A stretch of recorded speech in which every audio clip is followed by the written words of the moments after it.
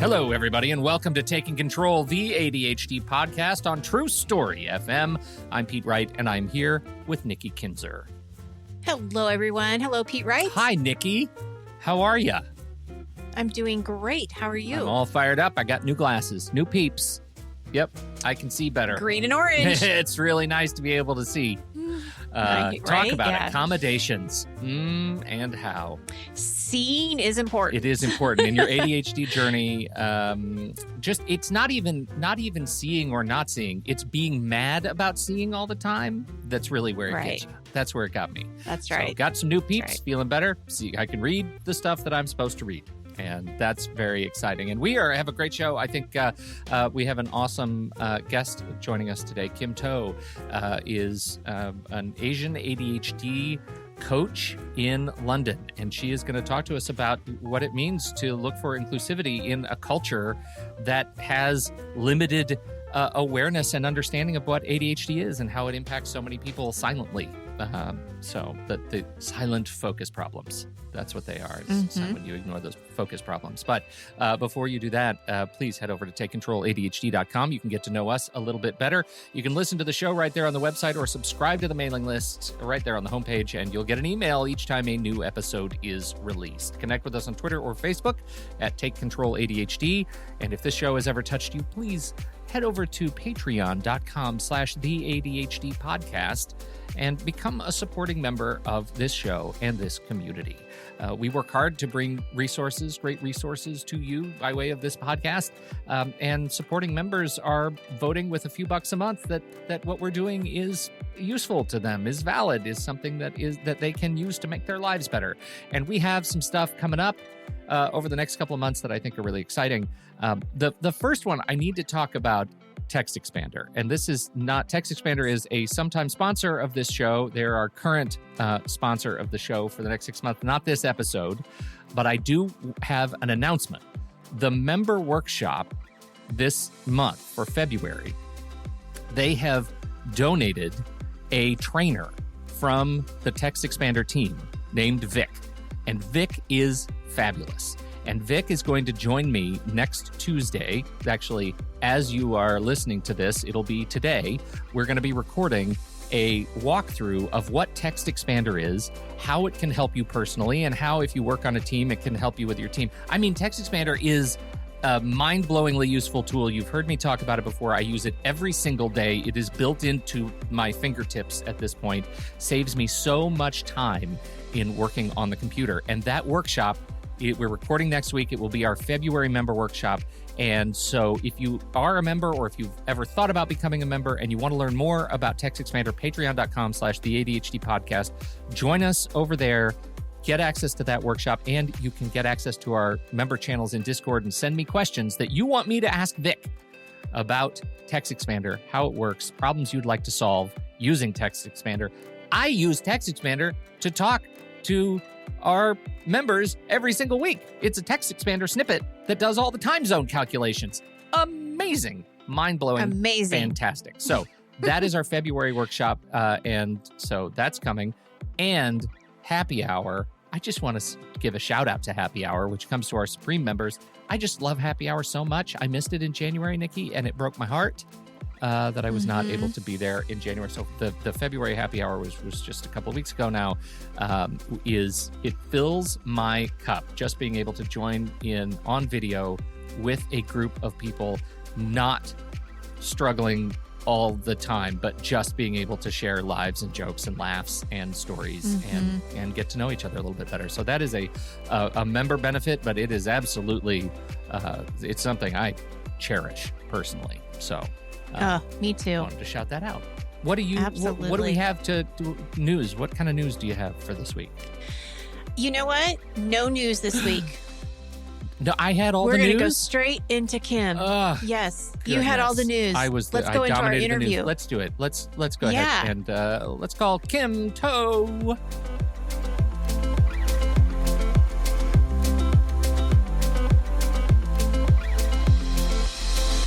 Kim To is CEO and founder of Flair, a new platform designed to help you access a range of healthcare services to manage your life with ADHD. She joins us today to talk about the tool and her work as an ADHD coach, building a practice around inclusivity and understanding. Kim, welcome to the ADHD podcast. Hey, thanks for having me. Gosh, that sounded so important. I was sitting there going, wow, does this sound like that? Because I don't feel like I'm doing anything important. But when you say it, sounds important. It is important. So, absolutely. It is important. Welcome. It is absolutely important. Tell us a little bit about yourself. Now, you've got a fascinating background. But you are you jumped ship from big business and decided, you know what, ADHD coaching is my jam. Yeah, it's a bit crazy. Well, like my background is pretty much, I worked a bit in management consulting and then got a bit bored and went back to school to study development because I thought I was going to work for the UN. And I realized I didn't want to work for the UN. It was very bureaucratic and not meritocratic at all. It's just not my sort of vibe. And then I decided to pick the next hardest industry, which was finance, because I thought, you know what, why not try it? It sounds exciting. I think at the time, Brexit was happening and I was like, wow, financial markets is moving. I really want to be involved. So I just thought it would be an exciting place to be. Then after working in finance, I guess when the pandemic happened, I was basically working from home like everybody else and realized, something's going on. And that, along with many other women who, were undiagnosed for a long time, realized that I had ADHD. And so that really shifted a whole sort of mindset and a shift in career for me because I thought, well, I really need to lean into what, ADHD is about and what my strengths are. So that's why I jumped ship from finance to ADHD coaching. So but wait a minute. You are a very fresh diagnosis then. Yeah. Basically December 2020. No way. That's fantastic. Yeah.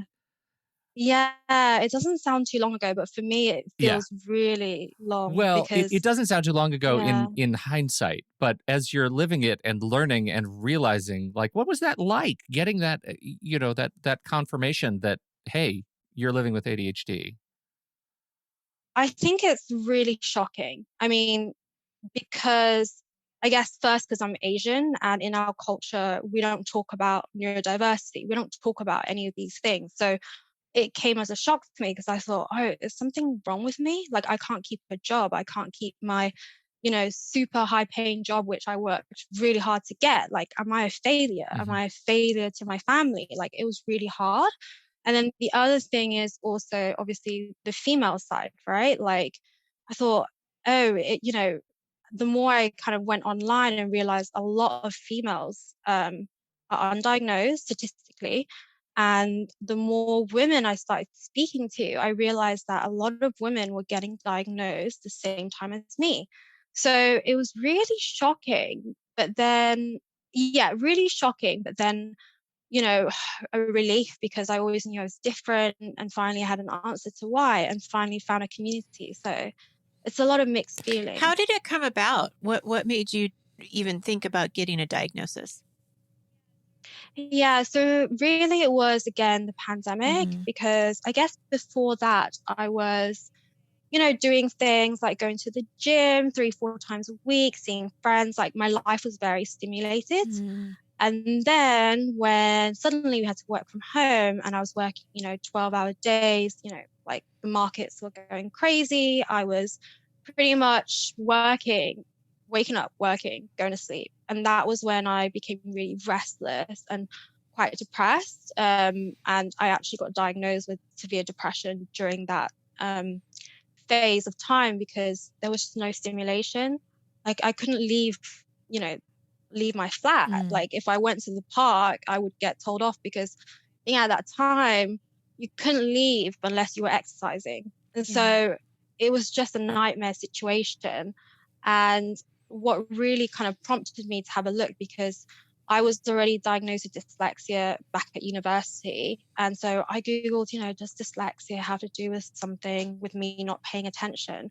And that was when I realized that there is a high correlation between dyslexia and ADHD. And when I read the symptoms, everything just made sense. I want to go back to your family. You dropped. You said the question of, "Am I a failure to my family?" How'd that hit? Really hard, like really, really hard. I mean, even now, I haven't met barely any Asians who have ADHD.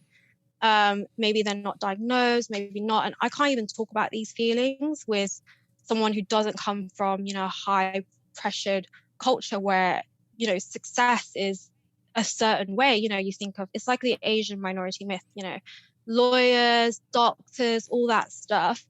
And it was just really hard. Like I remember telling my mom, I'm going to leave my finance job. I have something called ADHD. And the thing that my mom said to me was, you can't have this. You're too intelligent. No way do you have Oh, this. Yeah. And it really bothered me. Yeah. But that's the culture. And, I'm not angry. That's why I trained as an ADHD coach, because I want more visibility in my community about neurodiversity, more acceptance, and just more people, talking about it. And I guess just to make sure like the world knows about ADHD, that it transcends, gender, culture, and there's so much more when we think about ADHD, because I do think like trauma has a role to play in ADHD, and that's definitely like a theme in my life. Like trauma makes amplifies a lot of mhm. my symptoms. So these are the things that I kind of that's why I'm striving towards inclusivity and diversity in my practice. I mean, are you seeing more and more people with Asian people with ADHD coming to you? Well, actually, I actually found a community online, ADHD. Sorry, I can't remember the Facebook group at the top of my head, but actually, all my coaching clients currently have been Asian clients, and I've learned so much from them, and really grateful that more Asians are getting the help that they need and coming out, and yeah, trying to learn about ADHD and accepting it. I remember coming out to coming out to my parents with ADHD, and it was an interesting Yeah. experience because I did it also as an adult. It's been almost 20 years, but or it's been over 20 years, but their feeling was I think there was probably a dose of, no, there's no way you have ADHD because you are XYZ, but it was very much more, you can't have ADHD because that would imply that I have failed somehow. I would have noticed, like I would have known if that were real. And it took a long time to align with the experience of, the reason I did these things when I was in junior high and high school is explainable with the ADHD diagnosis in a way that it is not explainable any other way. Yeah. I feel for it because I know that I am sure there is a cultural thing going on there too, and also a parental thing, and the weight of both of those elements together on your parents, Yeah. it has got to be heavy. Yeah, I mean, I was thinking about this because I also said to my mom, it's genetics. And I think you might have it because I've seen your struggles. Like, I've seen your emotional dysregulation, and I can understand it now. Like, before I didn't, and now I understand it. And I think for my mom in particular, to think it's genetics, like to think that she might be responsible, I think that is really hard on her. Yeah. And yeah, obviously a lot. Yeah, so I don't bring it up anymore, but I realized even with dyslexia, I remember telling my friend back at university, oh, I just got diagnosed with dyslexia, I'm going to get extra time on exams. The response was, there's no way you have dyslexia, you're too intelligent. So I do feel like there is this thing where, just lack of awareness that people associate neurodiversity with not being intelligent. Like, I don't know, that's my experience of interacting with people. I've had several Asian clients in the past with in the several years that I've coached, and something that just clicked when you were talking about your background with your family is perfectionism has definitely been a key trend or pattern that I'm seeing in all of them, especially in women. Mm, yeah, I Uh, agree with I'm that. curious what you think. Yeah. Yeah, I agree with that. There is like a lot of pressure on females in particular. Like from my experience being the firstborn and being a female, like I had to be the perfect, the perfect Asian child. Like straight A's, I got. Going to the best university, I got. The best jobs, I got. The highest paying salary. That was literally sort of the bar that was set, especially for females. Well, for me in particular, I can't talk about other female Asians, but perfectionism is what the goalpost is for a lot of Asians. Um, Females in particular, I think there's a lot more to it because in our culture, I guess the female, especially if you're the oldest, you look after your siblings. Like I always looked after my siblings. Like my siblings got to explore whatever career they had, but for me, if I came out and said I wanted to be an artist, for example, that would not go down well. So definitely perfectionism. It's also probably like an immigrant sort of thing as well, like being first generation. The image of success is perfectionism. But yeah, there is a lot going on. Definitely perfectionism is a theme, but another theme that I've noticed with my clients is definitely trauma. So, not being not being able to speak your mind, not being able to be your true self. Like if you, especially with ADHD, you're probably making a lot more, I don't know, I wouldn't say mistakes, but you're making different decisions, right? Compared to maybe somebody else, and that doesn't go down well. Like I remember being 15 and I had aspired to be a fashion designer when I was young because I just loved making clothes.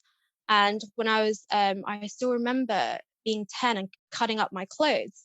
And I remember my dad shouting at me and going, "You do not do that. Like, why would you do that?" Instead of asking, "Oh, how come you did that? Like, why did you want to make it into a crop top?"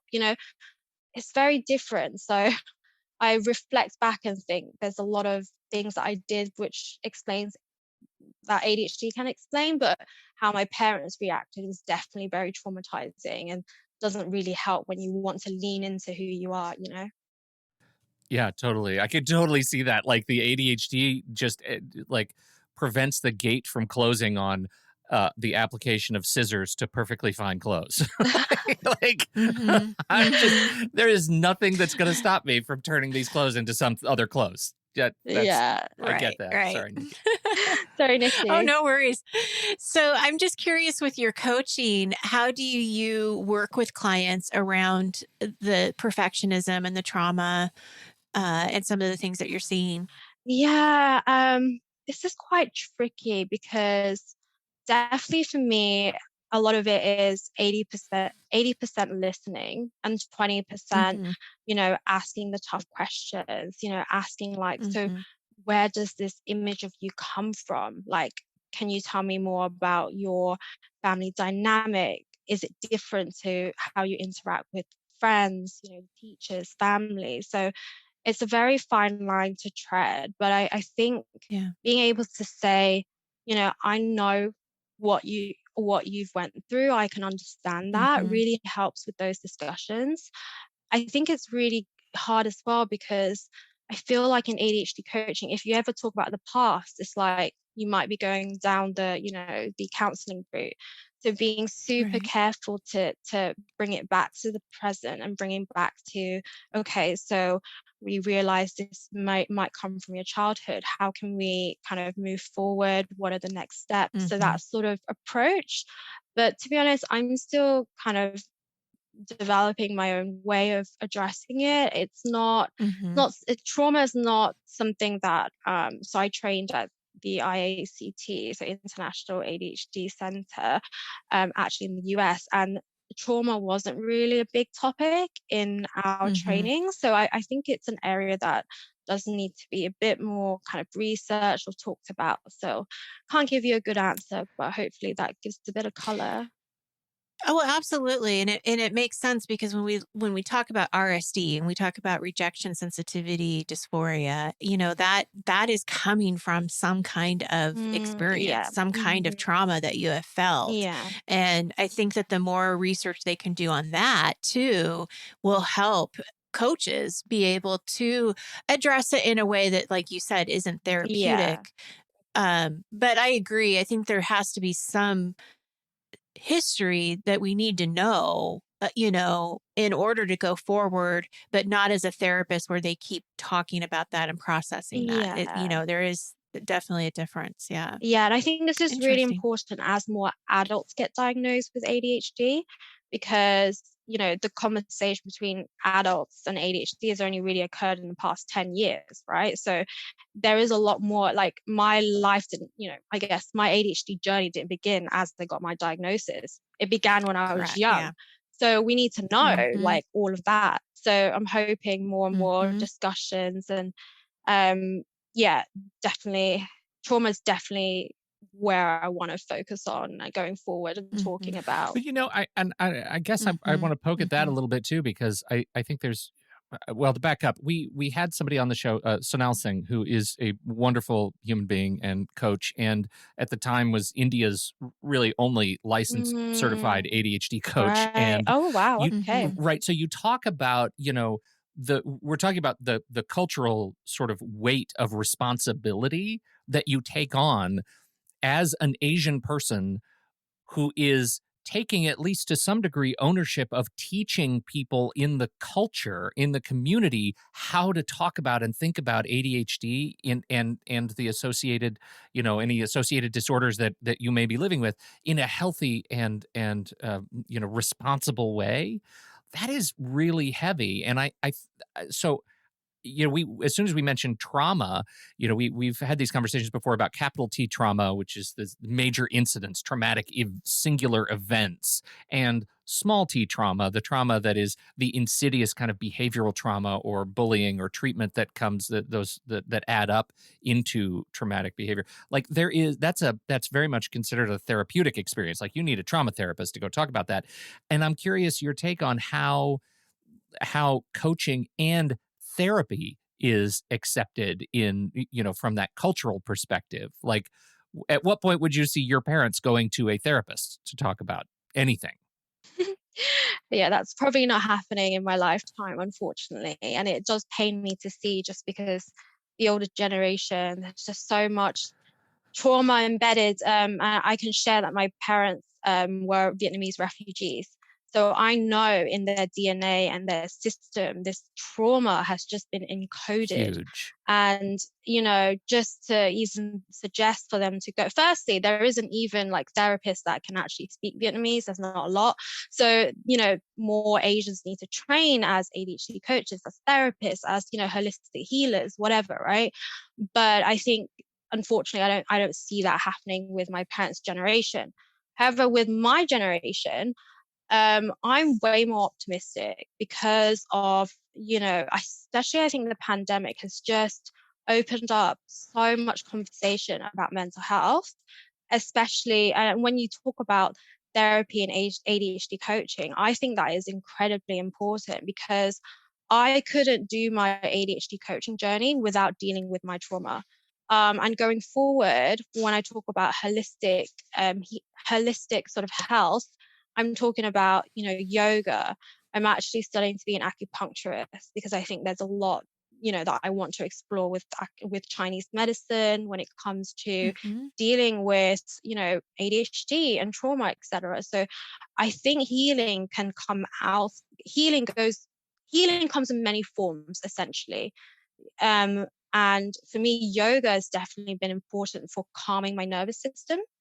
Um, and there's other ways to heal, outside therapy and ADHD coaching. But I do think for me, therapy and ADHD coaching was like the crucial thing for me to get a good foundation. Mm-hmm. I'm Mm-hmm. gonna surprise Nikki. I know I'm gonna surprise you when I say this.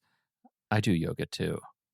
and it's and it's straight dope. I love it so much. Once Yeah. I learned Yeah. how to downward dog, I get great calm from the downward dog. You bring me a warrior pose any day. That's Yeah. right. That's right. So I'm curious about Flair. Yes. Tell us about that. Yeah. So it's come for it's many iterations, but essentially for me, Flair was, embracing your uniqueness And I was Mm-hmm. just reflecting on my life, like how could I embrace my uniqueness, beyond my ADHD as well, because my life is, I'm just not about my ADHD diagnosis. I'm so much more than that, right? Beyond that, Mm-hmm.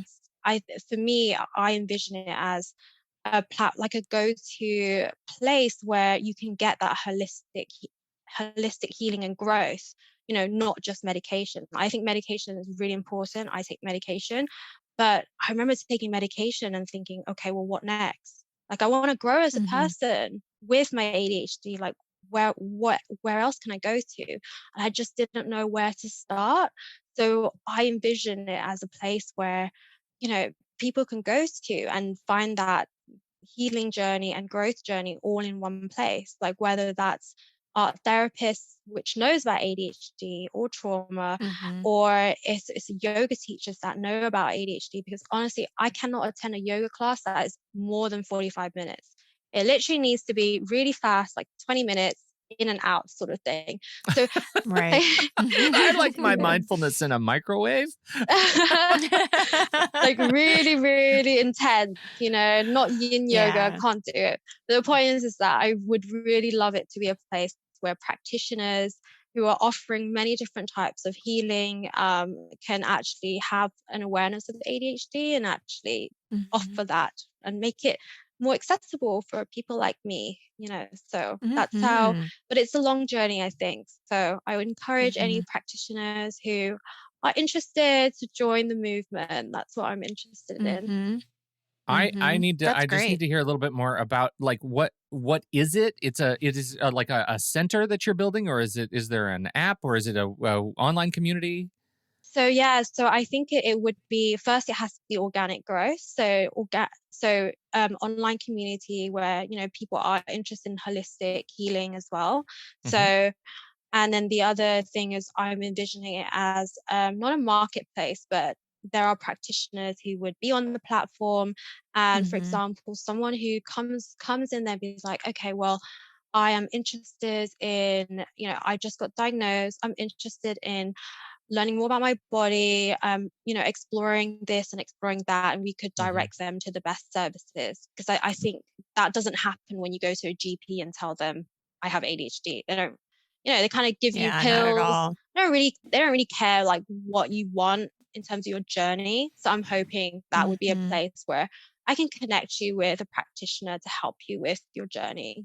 Sure, Oh, it sure, sure. sounds wonderful. It sounds wonderful. So this is something you're creating. It's not available right now. Is that No, correct? yeah, I'm Okay. definitely creating. So it's a lot of talking Mm-hmm. to people, finding the right practitioners who want to help people with ADHD, who want Mm-hmm. to learn more about what it means to yeah, to work with people with Yeah. ADHD. So Well, what I Mm-hmm. love about it, and I mean this in as the compliment that is okay. fully intended here. This is the most ADHD that I think I have seen on this show. That you were diagnosed under 2 years ago, and that you decided I'm going to start an online clearinghouse of professionals to help other people with ADHD, and I'm just going to go ahead and do it right now and totally upend my life and do this thing. That is as pro ADHD a compliment as I can offer. That's very, very cool Yeah, and pure bold, That's awesome. super hyper bold. Yeah, right, right. Mm-hmm. I can see it. And It's like, so needed. yeah, I mean, that's the thing that I love about what you're saying here with Flair. And I hope that anybody that's listening that wants to be a part of it will reach out to you, and we'll make sure that we have all of the information available, because it's so overwhelming. You can go, like you said, to your GP and they can say, oh, well, try mindfulness or Yeah, yoga. yeah. That might help. But then what do you do with that? hmm hmm Where do you Where do you go? And start? so, Yeah, yeah, exactly. Well, exactly. and there are a Yeah. lot of like we've run into a lot of like holistic healing centers, right? But those Mm, healing centers don't offer a focus on ADHD, yeah. and that is a piece. Like ADHD is secondary to the, sure, you can get acupuncture and meditation teaching and yoga and all and Mhm, therapy, but the real outward focus on this is something that people mhm. with ADHD, this is a home for you, for Yeah, your healing efforts, yeah. is I think really special. But I also Mhm. think it places emphasis on practitioners being more aware of Yeah. ADHD, because I feel like, especially, I don't know, I went to my therapist speaking about ADHD and they didn't really care. And I was like, this is so important to my DNA. Yeah. Like, and I've had so many people ask me, I want to find, a therapist that actually knows about ADHD. And you realize, these practitioners, they don't even get a text, they don't even get a chapter on ADHD. And so I'm more Yeah. interested in practitioners who actually care about our community and want to support our community and invest that time. So I think that's really important. And our community needs it. We need more practitioners who are aware of ADHD and how we work and, actually care, because we deserve, a well-rounded healing options and services beyond Mhm. beyond medication and beyond ADHD coaching. ADHD coaching is great, right? But for Mhm. me, it didn't help with stuff like, my nervous system being on, full whack all the time. Like I needed more stuff, And so, Mhm. yeah, that's how I thought of the idea. Mhm. I Mhm. feel like that's like It's great. that would be the caption underneath my LinkedIn headshot. Pete Wright, nervous system on full whack all the time. Yes. Please help. Send Right? help. That's right. Help. Yes. Help. Kim, you're awesome. Where do you want to send people to learn more about you? Connect with you on LinkedIn. We'll put that. Is that okay? Yeah, definitely LinkedIn. Honestly, I'm such a prolific LinkedIn person now. I have my old employers on it. So I just continuously write. Like I'm like, yeah, new journey. This is what I'm up to. But yeah, definitely LinkedIn. My Instagram for my ADHD coaching is own your Flair. So own your Flair. Mhm. Linked. Oh, I love that. Yeah. What a Yeah. great name. Yay. Yeah, it's awesome. And I that's the write a lot. website too, ownyourflair.com, Yeah, right? yeah, Mhm. yeah, Mhm. definitely. And I write a lot on Medium, so you can find me on medium.com as well. So yeah. Well, and I assume with Zoom, you work with clients all over the world. Yes, I do. I Mhm. do. I'm very excited. So actually most of my clients have been in the US because I think ADHD coaching Mm. is just more well known there. Yeah. And I'm starting to get British clients, but again, ADHD coaching is so niche here and it's still up and coming. I'm hoping not so much because there's so many people getting diagnosed right now. But Yeah. my goal really is, beyond the US and beyond the UK. So definitely Asia, where I'm from, where my home Mhm. is. So I really, I'm thinking of ways to do it, such as translating my content into, either Chinese or Vietnamese or other languages. I'm still thinking of ways I can branch out there Mhm. because unfortunately I can only speak English. I can speak Vietnamese, but I won't be able to coach in Vietnamese that well. So, there's a Mhm. language barrier there. But yeah, all over the world Sure. is what I aim Awesome. Wonderful. for. Wonderful. Wonderful. Well, we sure appreciate you taking your time at the end of a long London day for I you to sit down with know. us and talk about what you're Yeah, up I'm to. so sorry I'm late. I would have London traffic. What can I say? It's an ADHD That's podcast. right. No one cares. No one cares if you're We're late. okay. Yeah. We're okay. Yeah. It's nice to So meet you thank you. both. And you You too. Thank you You very too. much. Take care. On Thank you. behalf of Kim Toe and Nikki Kinzer, I'm Pete Wright. And we'll see you next week right here on Taking Control, the ADHD podcast.